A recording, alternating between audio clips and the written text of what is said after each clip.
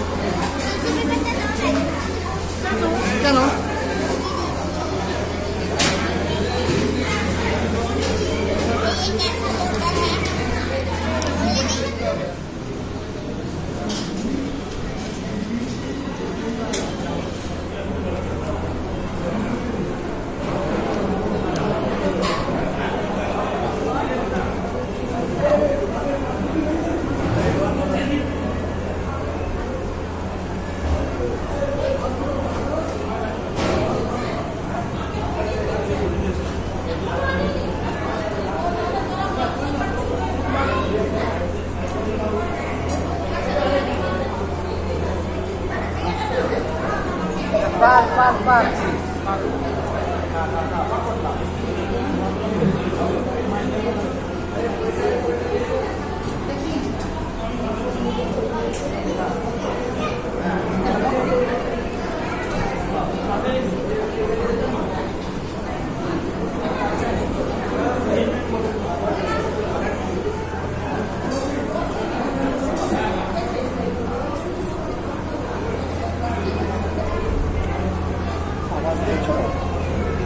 উপরে অবস্থা দেখতো, যাওয়ার সময় বাড়ি যেতে পারবি না, আমরা তারা মিলে গেছি, ঘর আবার পড়ে গেল।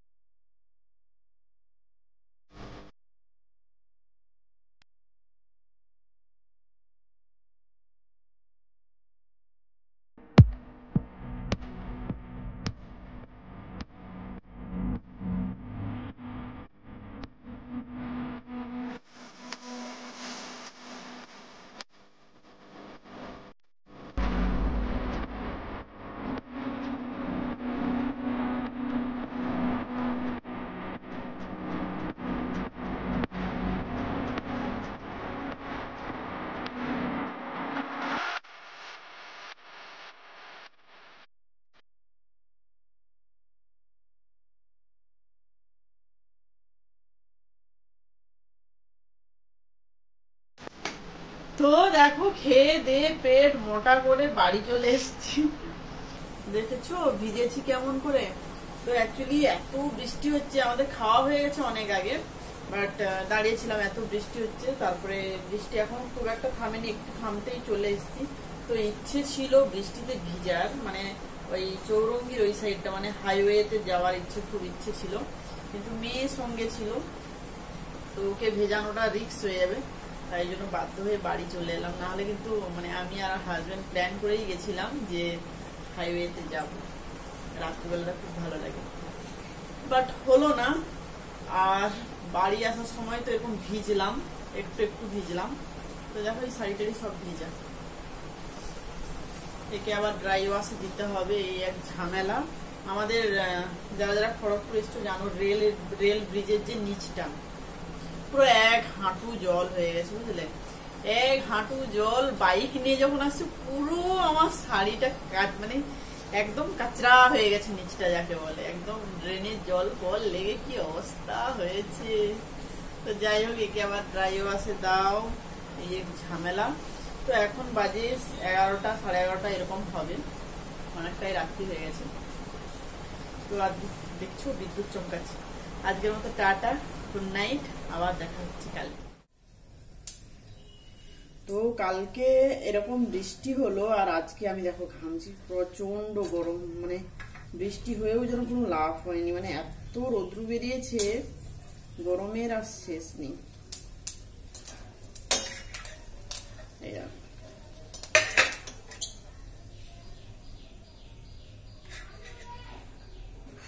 এই বড়িটা সত্যি লোভনীয়, মানে কেউ মানে যারা বড়ি হয়তো খাও না, অনেকে আছে বড়ি পছন্দ করে না, বাট এই বড়িটা খেতে খুব টেস্টি লাগে। এটা পেছনটা দেখো, তিল না হলে পোস্ত দিয়ে, এখন পোস্তর যা দাম এই জন্য তিল দিয়ে, না হলে পোস্ত দিয়েও হয়, তিল পোস্ত মিশিয়েও দেওয়া হয়। এগুলো অ্যাকচুয়ালি আমার বাবার বাড়ি থেকে আনা, আমিও আগে দিতাম, বাট এখানে ছাদটা যতদিন মানে যখন সেট হয়ে গেল তারপর থেকে আর দেওয়া হয় না, কারণ রৌদ্র ভালো না হলে হবে না, তো তাই জন্য দিতে পারিনি।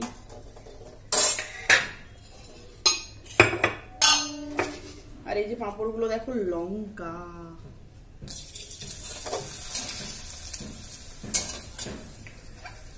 কি গরম লাগছে বাবা।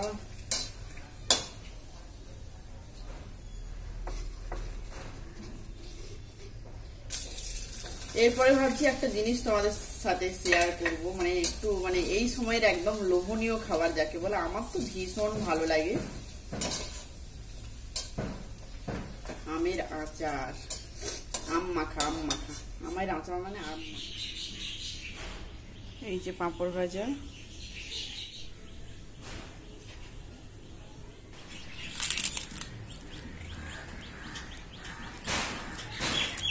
ঘামছি শুধু।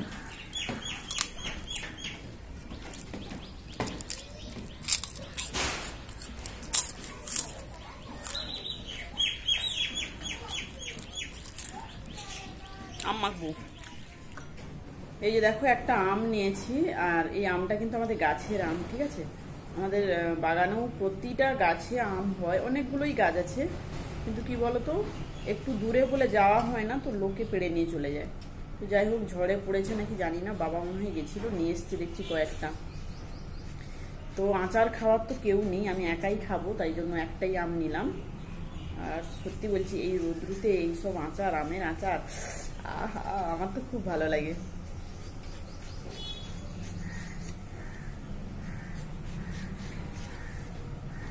আর ভেবেই লোভ লাগছে।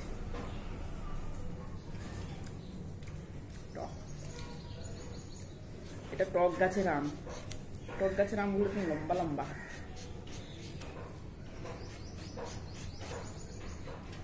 মানে এইসব আমের আচার খেলে ছোটবেলার কথা মনে হয় সবার, তাই না? তো আমটা ফার্স্ট কেটে নিই একটু ভালো করে, ছোট ছোট করে, তারপরে একে মাখাবো।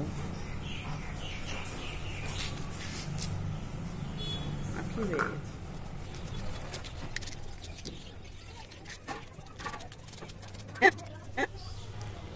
তো দেখো এখানে নিয়ে নিয়েছি 3টে পাকা কাঁচা লঙ্কা আর একটুখানি কালো সর্ষে আর পরিমাণ মতো নুন নিয়ে নিচ্ছি একদম।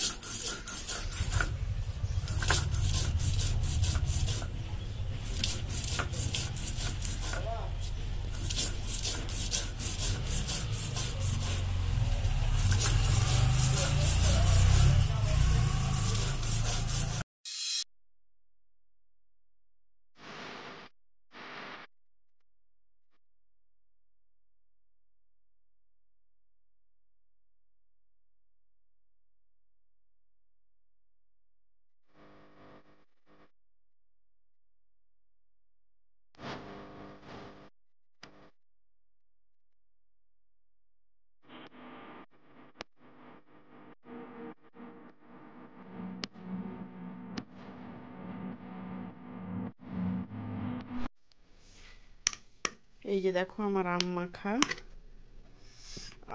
দেখে কার কার লোভ লাগছে।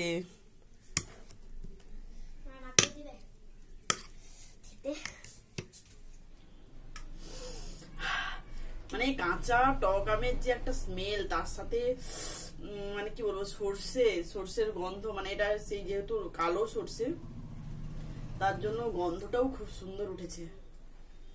আহা হা,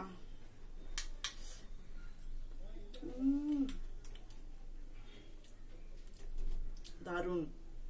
আমি চিনি দিইনি, অনেকে চিনি দিয়ে খায় আমের আচার, বাট আমার না এই টকটাই বেশি ভালো লাগে। টকের সঙ্গে মিষ্টি পড়ে গেলে না সেটা আর ভালো লাগে না, তো চিনি দিইনি, একদম টক। আর এই যে আমটা, এই গাছের আমটা ভীষণ টক, তবুও খাবো।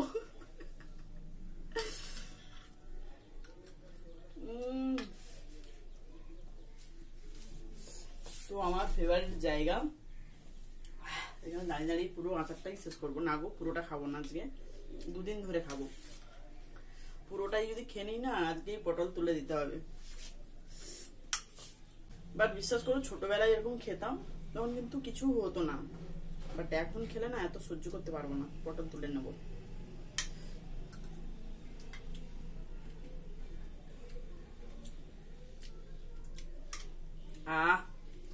আমি খেতে থাকি।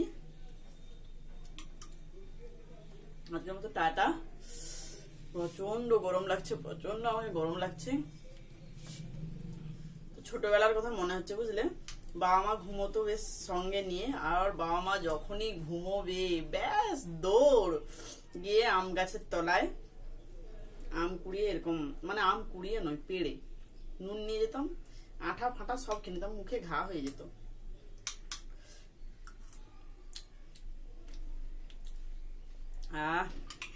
তো আমি আম খেতে থাকি। আজকের মতো টাটা, বাই বাই। সবাই ভালো থেকো, সুস্থ থেকো। আবার ফিরে আসবো কালকের ব্লগ নিয়ে। আজকের মতো টাটা।